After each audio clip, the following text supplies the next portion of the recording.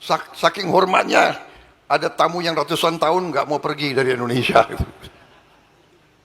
Terpaksa kita harus bertempur. Prabowo Subianto sebut ada tamu yang ogah pergi dari Indonesia ratusan tahun. Sindir siapa? Presiden RI Prabowo Subianto menyinggung tamu yang disebut selama ratusan tahun tidak mau pergi dari Indonesia. Sindiran itu disampaikan Prabowo Subianto dalam pembukaan pameran alutsista Indo Defense 2025 di G-Expo Kemayoran, Rabu, 11 Juni 2025. Awalnya kepala negara menyinggung kondisi Indonesia yang dijajah Belanda selama ratusan tahun.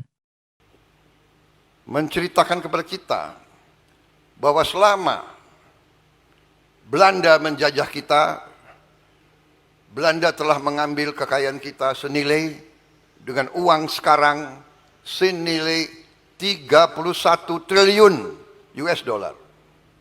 Selama itu kata Prabowo